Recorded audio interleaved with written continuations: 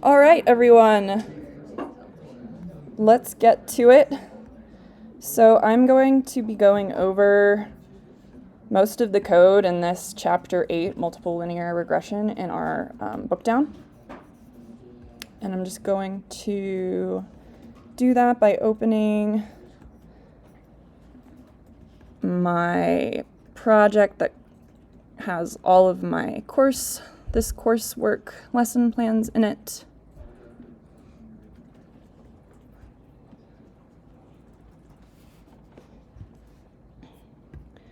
And I'm going to create a new R markdown. What week is this? Week 6? Week 6, yep. MLR.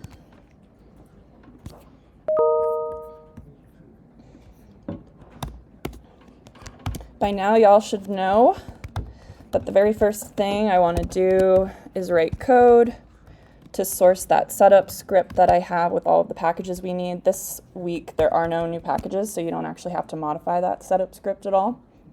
Makes things easy. But yeah, what we're going to do this week is kind of just build off of what we learned in our simple linear regression model of last week, where we looked at the relationship between crab size and latitude, I believe. And what we found was that the higher up you go in latitude, or the cooler the climate, the bigger the crabs. So today we're going to explore not just a single variable, but multiple variables and how those variables collectively affect crab size. So that's called a multiple linear regression model. And to perform a multiple linear regression model, you use the exact same syntax as what you would do with a simple linear regression model. You just tack on more variables. So the first thing I'm going to do is just load in our data. And you do that with the data function, since this is a built-in data set.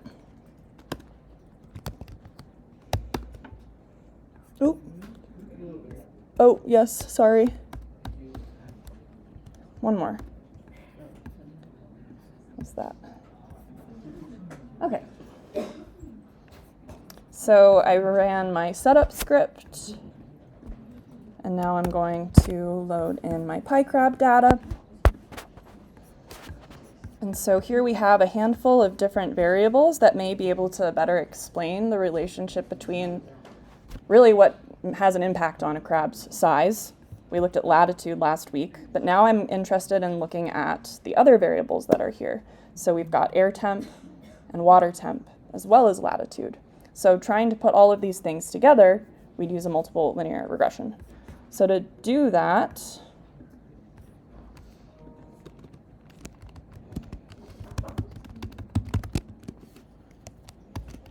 I'm going to call this model my MLR model. It's going to be the exact same syntax as what we did when we were looking at just a single variable, where we start with the what we're trying to predict, which is size, so our y variable, and then the tilde, which signifies varies by, if you think of it like that. And we want to see how size varies by latitude. And then when we want additional variables to go into this model, we just tack those on with a plus sign. So this is where we'll tack on the additional variables that we have in our data set.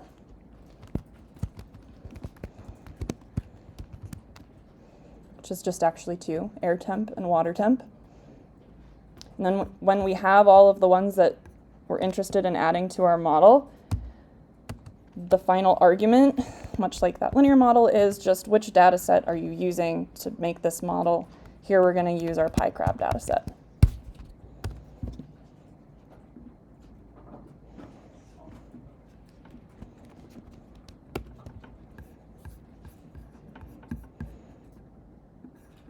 So if you were to look at the object without doing any additional lines of code, it's kind of messy in here. So there's a few helper functions that we can use to parse out some of that information to just make it easier for us to interpret what's going on in that model. And one of the big ones that we also learned last week is the summary function. And so what this summary does is it spits out for each variable its relationship with size, whether or not its relationship is significant. So this value here is actually each variable's individual significance or p-value.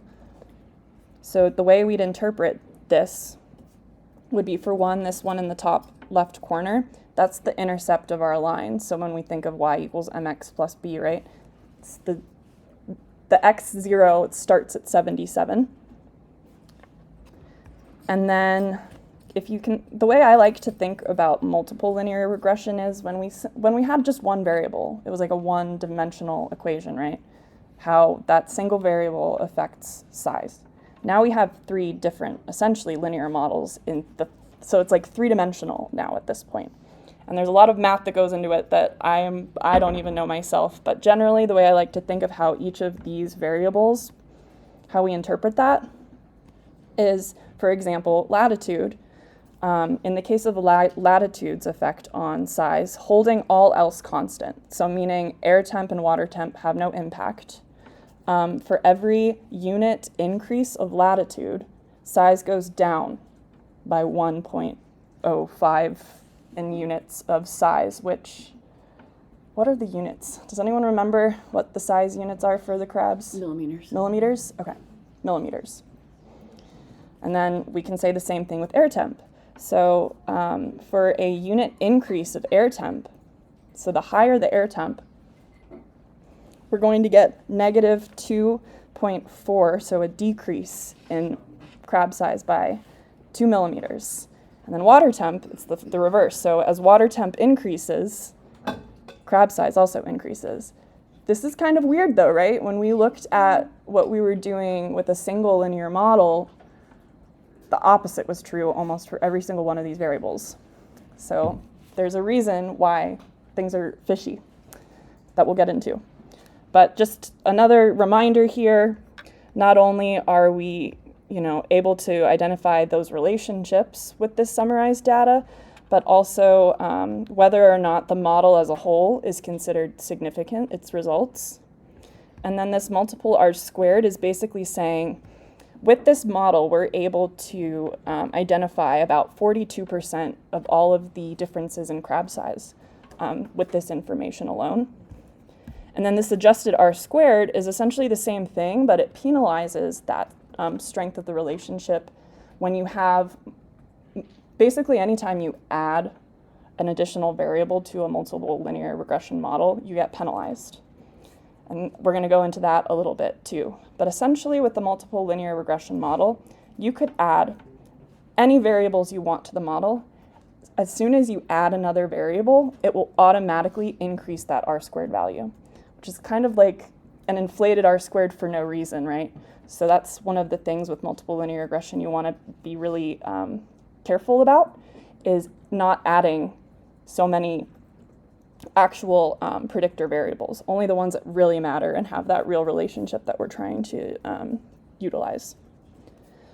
So I think the only other thing I want to mention here, we did this for when it was a single vector of data, meaning when we had just a single predictor in our model, how you predicted with new data. I want to do that with a little more sophisticated tibble, essentially, since we have multiple variables that we're going to need to feed into the model if we wanted to predict. So it starts off the same. Let's say I want to start predicting across a handful of different latitudes, 6, 8. And then this is where it stopped before, but now we have 2 additional variables that we need to be able to predict appropriately. So you just can start listing essentially each one of those columns that you want to produce one after the other in a tibble. Remember, tibbles are basically just a data frame, but a tidy version. So then we've got air temp.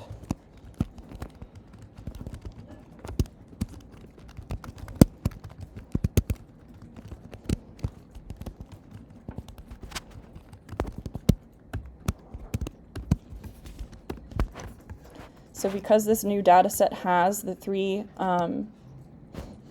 variables that we need, and then row-wise we can consider this as our first observation we want to predict on, second, and so on, we're able to feed that into the predict function, where the first argument you need to feed it is the model in which you want to use to make those predictions, and then the data set, new data, that you want to predict on.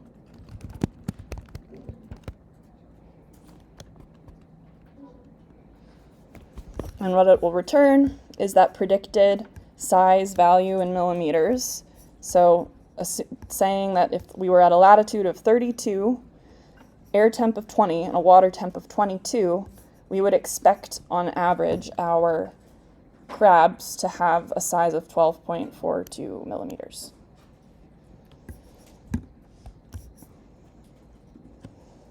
Okay, so we started with the model, but we already know off the top something funky is going on with this model. And that's probably going to have something to do with what the testing assumptions are. So we haven't really talked about what assumptions must go into developing a multiple linear regression model. So we're going to do that now. So the very first data assumption, which is basically for all of the statistical tests that we've shown you thus far, but that all of our observations are independent from each other.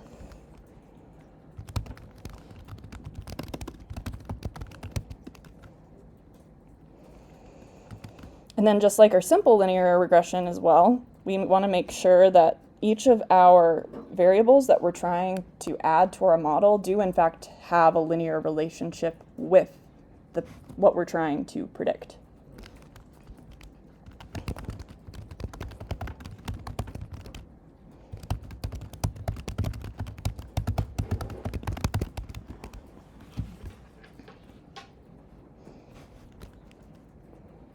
Next, one of the other assumptions that's kind of almost post hoc, so once you've developed the model, you need to test for essentially equal variance and equal distribution, but you're actually exploring the difference between when you go to create this model, the difference between the values that you fed it, so the true data, and what it fit or predicted, and how different those might be. So one of the ways that we can do that is to develop what's called a residual versus fitted plot, which is essentially just getting an estimate of the variance, equal variance, spread,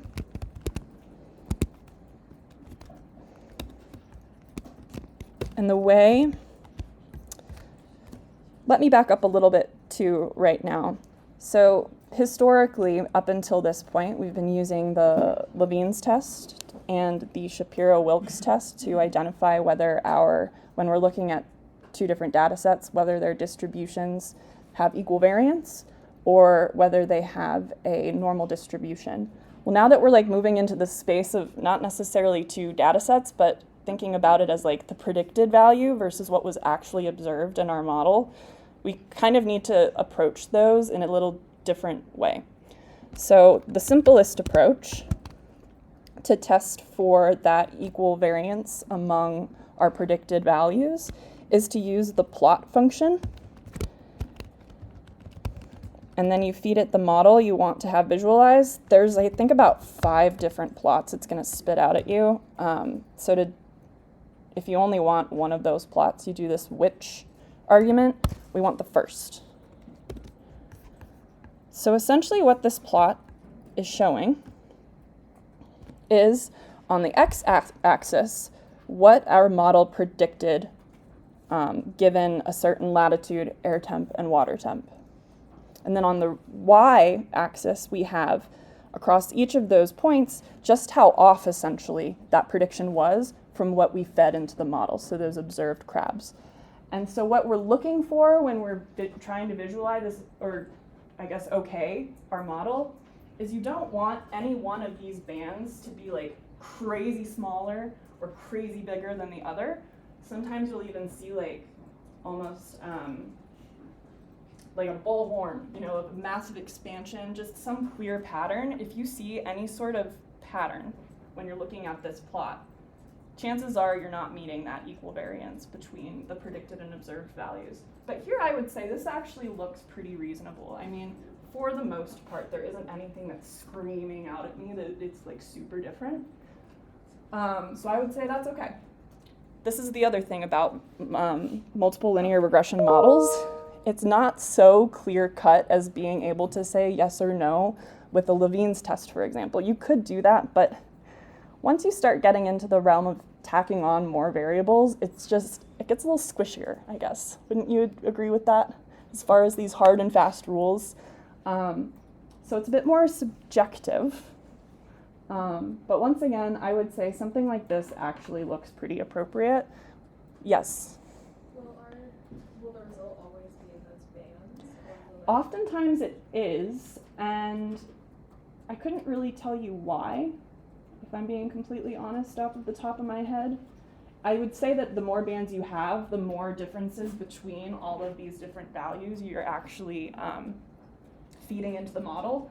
Because we're limited in our locations in this model, remember we collected data at a handful of sites at the exact same latitude with probably very similar air temp and water temp during the collection. I think that's what's creating these really tight bands. But I would say that almost always you get these kind of groupings. Okay, so we've met that assumption. And now we're going to do what's called a QQ plot. And the QQ plot is basically testing whether or not our residual error is normally distributed.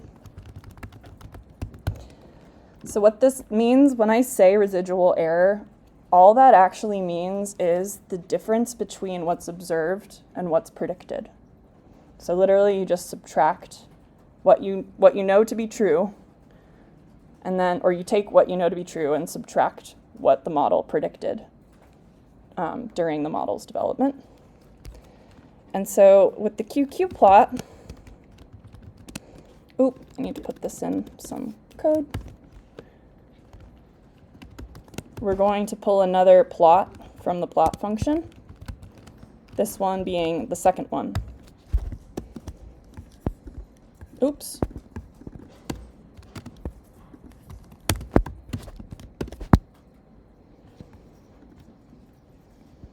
So think of this as similar information to what you would find if you were to create a histogram of our distributions of the error, essentially. So just how off for every observation was I from the actual true size of each crab.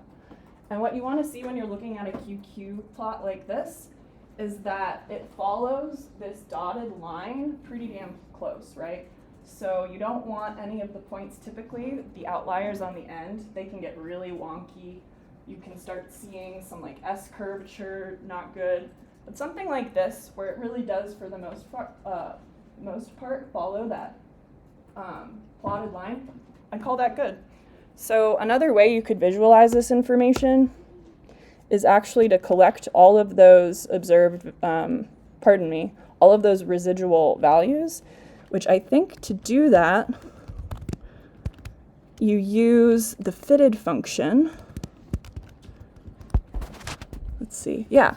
So to use the fitted function is basically saying I want to pull all of the residual errors for each of my observations. So once we've got that, I just want to literally make a histogram to show you that this information is showing a pretty nice distribution of errors. We're going to do a ggplot. It's going to be a geom histogram. Histogram.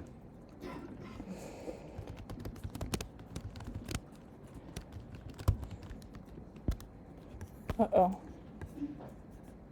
I got this to work this morning. What am I doing wrong? Oh, sorry. I screwed up. So the fitted is actually what they predicted.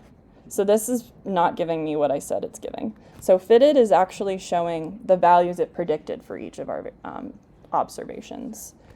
the residual, which residuals, of course, makes sense. So it's called residuals. What this is going to return is actually just how off our predicted and observed values were in our model.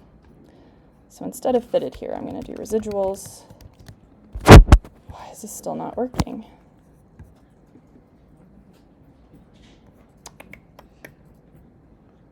Oh, I know why. Does anybody see what I did wrong? Yep. I forgot to feed that vector into the aesthetics. So it didn't know what I was trying. Remember, anytime that you are making a ggplot, you need to use that aesthetic to identify what you want to actually, the data to be used in your plot. So that was the problem.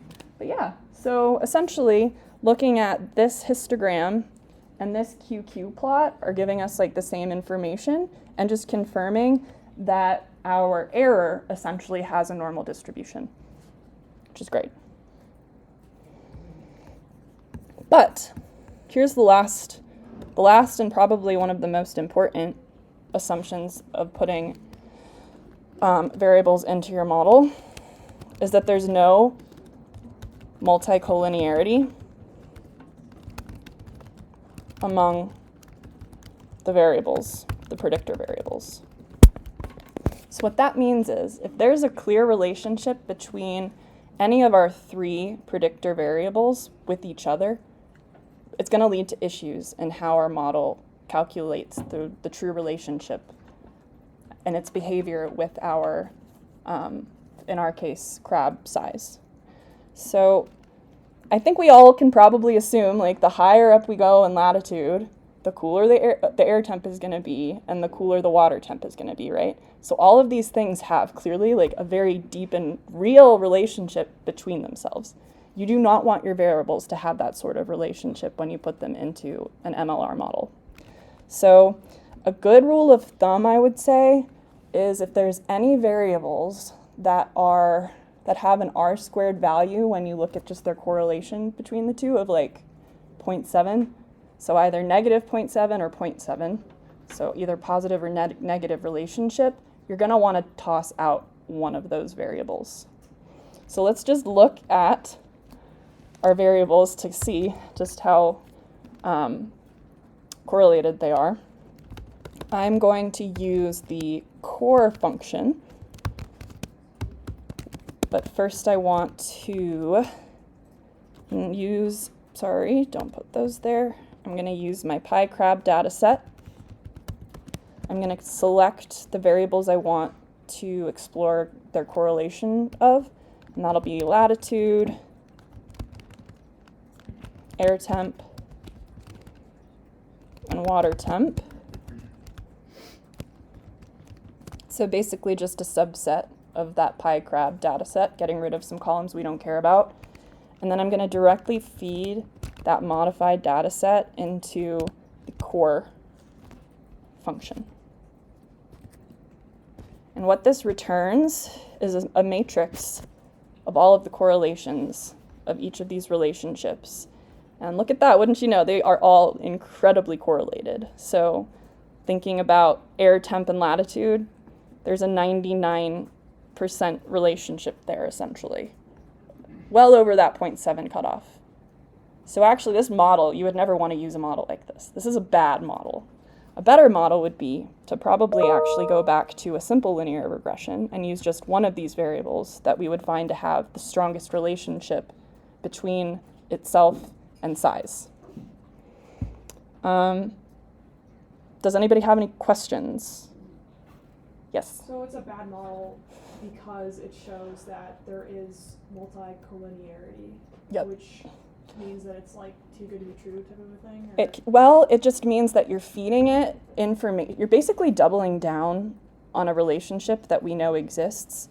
And by feeding it this doubled down data, the model is going to interpret it inappropriately, which we see. When we have that, when we look at our summary of that model, it's telling us that the relationship between crab size and all of these things collectively is completely opposite of what we know to be true, right? As we work our way up and temperatures get colder, crab size starts increasing. And so it's because we added all of that information that it produced a bad model. So then if I added size into the select function and then ran it, Mm-hmm. so then I got the matrix. Yes, with the size. Yeah, so let's do that. I would find like the largest absolute value as related with size to latitude, air temperature, water temperature, and then that's what I would do a simple linear regression on to make like the best model. Yeah. Okay. Yeah, so looking at that information, we want to find the one that has the strongest relationship to size. And what we see is that air temp actually has the strongest relationship to size. And it's the relationship we expect, right? It's a negative relationship. Size goes up as air temp goes down. But all of this is to say, I wanted to show this as an example, but one of the very first steps you want to do is basically the reverse of the workflow that I just showed.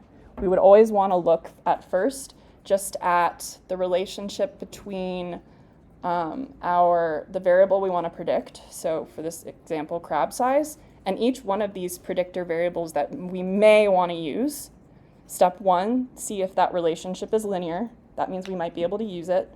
Once you've kind of filtered it down to only the variables that do have that nice relationship, you'll feed that into this core, or some way of looking at the relationship amongst themselves. If there are any that are highly correlated amongst themselves, you're going to want to toss out those, or at least one of the pairs, right? And then, once you feed that model in, this is when you still need to look at these, the residuals afterwards. And let's say that sometimes the distribution would be wonky. This is another great case of like, you can transform any or all of your variables by log transforming, square root transforming, whatever you need to do to make it so that you are meeting these assumptions. That's totally cool. It just, when you go to describing what your model is doing, don't forget that you've transformed your data, right? Any other last questions? Great. So, what our assignment is having you do is essentially develop your own linear model using some USGS data across a handful of different states in the East. So I'm going to show you where to get that data.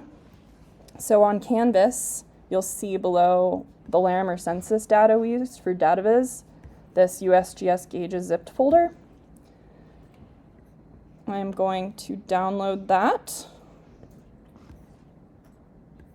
And then I'm going to just unzip it.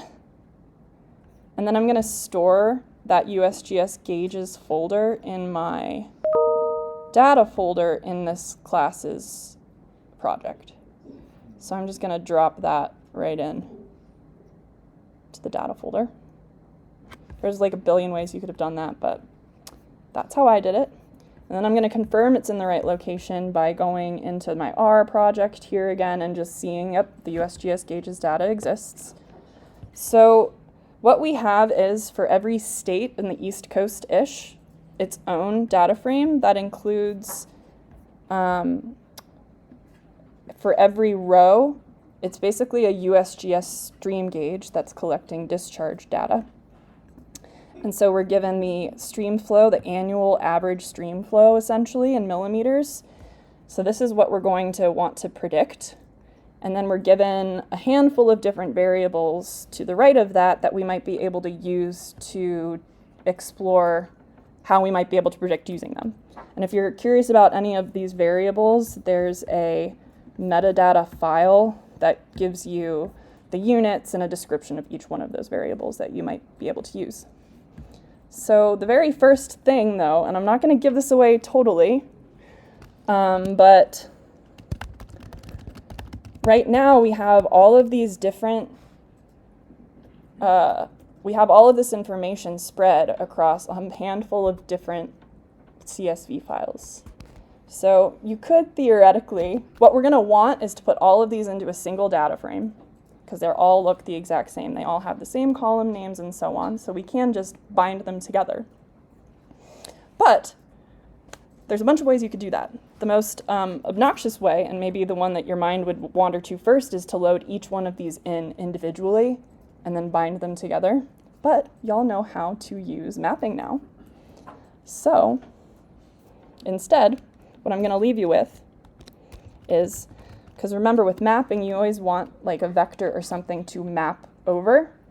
So that thing that I would love for you to map over is a list of the files that you want to read in. So this function list files is exactly that. It will return, based on a file path you give it, all of the files that are contained within that file path as a vector. So here I'm going to I want to list all my files in my data USGS gauges folder. And then this is where, if I were to just do this, I can show you, it returns absolutely everything in that folder. But I don't really want this metadata folder in my list because it's not a CSV. So the way that we can get around that is using this argument called pattern. And then within that pattern, we basically want to say I want any file extensions that are CSV. And you use that with, like, in quotes, the asterisk and then the file extension that you want.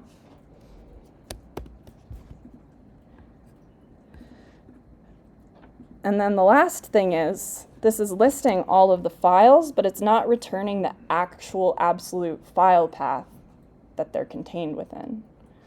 So if we wanted to map over, for example, read CSV, we would want the absolute file path. So to get at that, you use an additional argument, which is full names, I believe. Yes, full names equals true.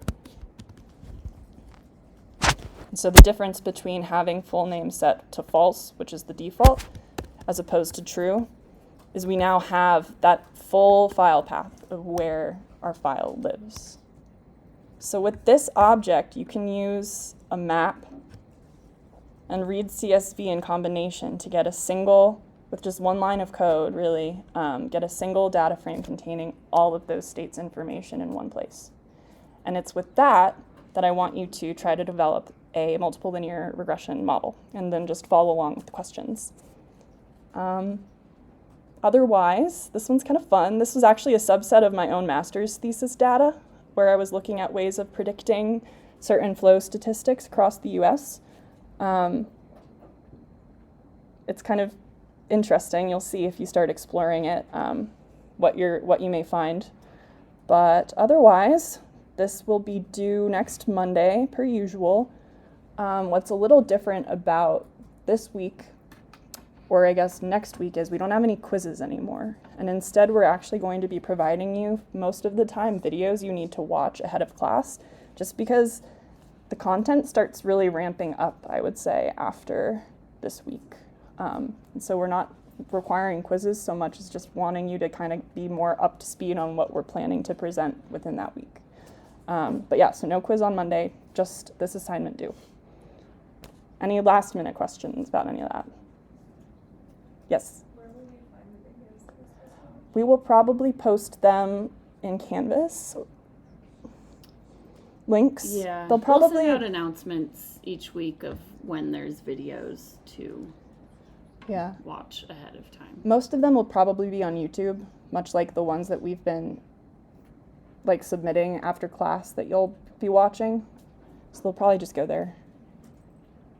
Okay, we'll have fun.